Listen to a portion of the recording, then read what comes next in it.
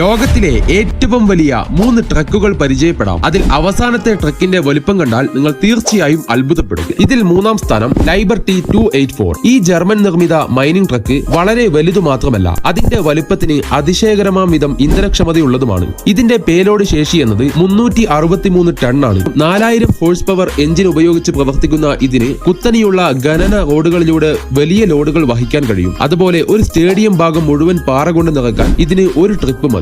2-ാം സ്ഥാനം caterpillar 797F. USA-യിൽ നിർമ്മിച്ച ലോകത്തിലെ ഏറ്റവും വലിയ മെക്കാനിക്കൽ ഡ്രൈവ് ട്രക്ക്. ഇതിന്റെ പേലോഡ് ശേഷി എന്നത് 400 ഷോട്ട് ടണ്ണാണ്. 4000 ഹോഴ്സ് പവർ ഉള്ള 20 സിലിണ്ടർ ഡീസൽ എഞ്ചിൻ ഇത് ഉപയോഗിക്കുന്നു. ഇതിലെ ഓരോ ടയറിനും 4 മീറ്റർ ഉയരമുണ്ട്. ലോകമെമ്പാടുമുള്ള കൽക്കരി ഖനികളിൽ സാധാരണയായി ഇത് ഉപയോഗിക്കുന്നു. 1-ാം സ്ഥാനത്ത് ആരാണെന്ന് അറിയുന്നതിന് മുമ്പേ ചാനൽ ഒന്ന് സബ്സ്ക്രൈബ് ചെയ്യാനും ലൈക്ക് ചെയ്യാനും മറക്കല്ലേ.